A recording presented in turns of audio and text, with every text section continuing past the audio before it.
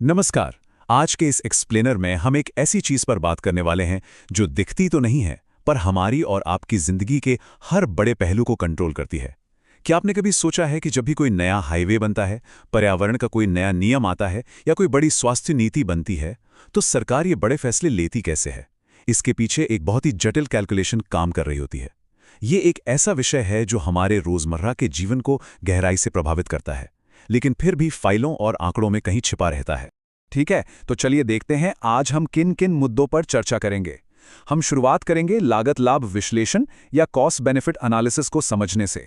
फिर हम देखेंगे कि एक जीवन का मूल्य कैसे तय होता है, इसके पक्ष में क्या तर्क हैं, इसकी नैतिक खामियां और सीमाएं क्या हैं, और अंत में हम जाएंगे डॉलर के निशान से परे।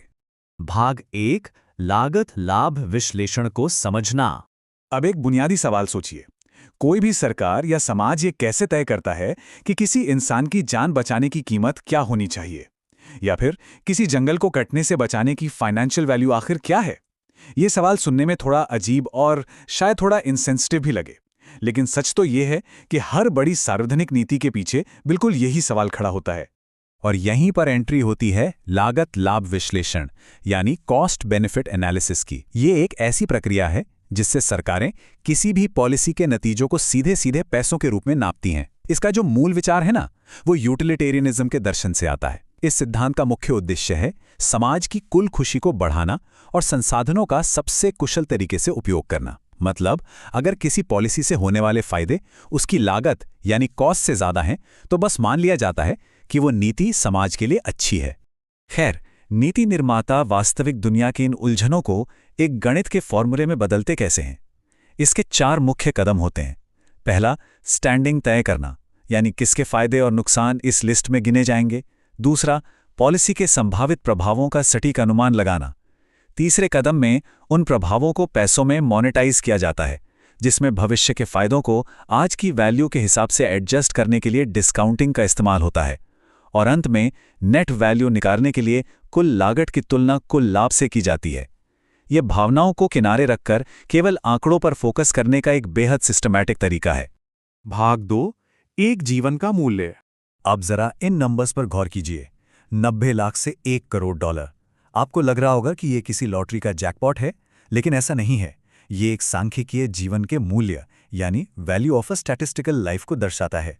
अमेरिका जैसे देशों में यह आंकड़ा इसी रेंज में माना जाता है। ये वो सैद्धांतिक रकम है जो लोग अपनी मृत्यु के जोखिम को थोड़ा कम करने के लिए चुकाने को तैयार होंगे। ये कोई हवा-हवारी बात नहीं है, बल्कि सुरक्षा और स्वास्थ्य संबंधी नीतियों को पास करने के लिए इस्तेमाल होने वाला एक बेहद कठोर गणित है। ये विचार सुनने में कितना भी अजीब लगे, लेकिन ये एक बहुत ही प्रैक्टिकल सच्चाई है। ये वैल्यूएशन एक बेहद ज़रूरी ब्यूरोक्रेटिक टूल है। अब आप खुद ही सोचिए, अगर आपसे पूछा जाए कि आपकी जान की कीमत क्या है, तो आप क्या बोलेंगे? जाहिर है, कोई भी अपनी जान पर प्राइस टैग नहीं लगाना चाहेगा। इसीलिए सीबीए सरकारों को बिना भावनाओं में बहे तार्किक नजरिए से इस मूल्य को तय करने का एक तरीका देता है, ताकि जन कल्याण की जरूरी नीतियां फाइलों में अटकी न रहें। भाग 3 सीबीए के पक्ष में तर्क। अब सवाल यह है कि सरकारें इस सिस्टम का इतना बचाव क्यों करती हैं? देखिए, इसके पक्ष में कई मजबूत तर्क हैं। सबसे पहले, ये सरकार की जवाबदेही और पारदर्शिता को बढ़ाता है, क्योंकि हर फैसले के पीछे एक लिखित गणितीय आधार होता है। ये तय करता है कि टैक्सपेयर्स के पैसों का सबसे अच्छा इस्तेमाल हो। साथ ही ये उन नीतियों को शुरुआत में ही बाहर कर देता है जो आर्थिक रूप से बिल्कुल बेतुकी होती हैं। आपको बता दूं, अमेरिका में 1993 में राष्ट्रपति बिल क्लिंटन के एक आदेश के बाद से ही इसे नीतिगत निर्णयों के लिए एक स्टैंडर्ड प्रक्रिया बना दिया गया था।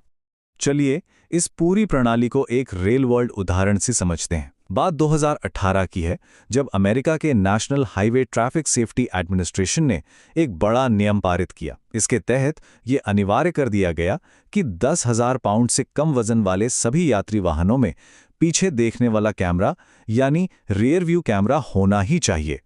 पर यहाँ एक बड़ा ट्विस्ट है। अगर हम केवल गणित के नजरिए से देखें तो इस नियम को लागू करने की लागत लगभग $600 मिलियन थी, जबकि इससे होने वाले आर्थिक लाभ सिर्फ $400 मिलियन के करीब थे। इसका सीधा मतलब है कि ये पॉलिसी कॉस्ट बेनिफिट एनालिसिस के सख्त गणित में पूरी तरह फेल हो गई थी। लेकिन फिर भी इसे लागू किया गया। क्यों? क्योंकि इस नियम का मुख्य उद्देश्य बच्चों, बुजुर्गों और विकलांगों को गाड़ियों के पीछे होने वाली दुर्घटनाओं से बचाना था। यह दिखाता है कि गणित अपनी जगह है, लेकिन कभी-कभी मानवीय मूल्य और सुरक्षा इन आंकड़ों से कहीं ऊपर होते हैं। भाग 4, नैतिक खामियां और सीमाएं। लेकिन रुकिए, सब कुछ इतना परफेक्ट भी नहीं है। एक्सपर्ट्स इस ढांचे की 4 बड़ी आलोचनाएं करते हैं। पहला, अमूर्त चीजों को पैसों में मापना, जैसे स्वच्छ हवा की कीमत तय करना। अक्सर जो लोग ज्यादा कमाते हैं वे सुरक्षा के लिए ज्यादा पैसे देने को तैयार होते हैं, जिससे कम आय वाले लोगों की जरूरतें दब जाती हैं। दूसरा है डिस्काउंटिंग की दुविधा, जहां जलवायु परिवर्तन जैसे भविष्य के बड़े खतरों को आज की कैलकुलेशन में कम आंका जाता है। तीसरा है वितरण संबंधी अंधापन, यानी ये ना देख पाना कि फायदे और नुकसान हाशिए पर रहने वाले समुदायों पर कैसे पड़ रहे हैं। और अंत में झूठी निष्पक्षता, क्योंकि संख्याओं के इस खेल का इस्तेमाल अक्सर पॉलिटिकल एजेंडे को छुपाने और उसे विज्ञान का रूप देने के लिए किया जा सकता है। और इसमें एक बहुत ही प्रैक्टिकल प्रॉब्लम भी है। इस प्रक्रिया के पहले ही कदम में मौजूद स्टैंडिंग तय करने की समस्या। ये तय करने का कोई एक स्पष्ट और स्टैंडर्ड तरीका है ही नहीं कि किसके फायदे और नुकसान इस एनालिसिस का हिस्सा बनेंगे। ये पूरी तरह से नीति बनाने वालों के हाथ में होता है। ऐसे में होता यह है कि कमजोर और अल्पसंख्यक वर्गों की आवाज इस पूरे मॉडल में बड़ी आसानी से इग्नोर हो जाती है। तो इसका सबसे महत्वपूर्ण पॉइंट क्या है? देखिए, केवल कुल आंकड़ों पर निर्भर रहना असल सच्चाई नहीं दिखाता। भले ही कोई नीति समाज के एक बड़े हिस्से के लिए एक बड़ा फायदा लेकर आए, लेकिन इसका मतलब ये नहीं है कि वो नीति हर व्यक्ति के लिए न्यायपूर्ण है। अगर समाज का एक बड़ा हिस्सा फायदे में है, लेकिन एक छोटा समूह अपना सब कुछ खो रहा है, तो उस नीति को एक सफल और सही नीति बिल्कुल नहीं कहा जा सकता। भाग 5, डॉलर के निशान से परे। तो अंत में निष्कर्ष क्या निकलता है?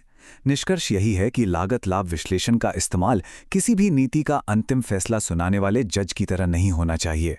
इसका सबसे अच्छा उपयोग बस एक शुरुआती स्क्रीनिंग टूल की तरह किया जाना चाहिए, जो उन नीतियों को बाहर कर दे जो आर्थिक रूप से पूरी तरह से असंभव है। इस गणित के जाल में फंसने से बचने के लिए हमें दूसरे मूल्यांकन ढांचों का भी सहारा लेना ही पड़ता है। और हमारे पास इसके कुछ बेहतरीन विकल्प भी हैं जो उन चीजों को नापते हैं जिन्हें सीबीए अनदेखा कर देता है। पहला है कॉस्ट इफेक्टिवनेस एनालिसिस, जो ये देखता है कि जीवन बचाने जैसे किसी गैर आर्थिक लक्ष्य को हासिल करने का सबसे सस्ता तरीका क्या है।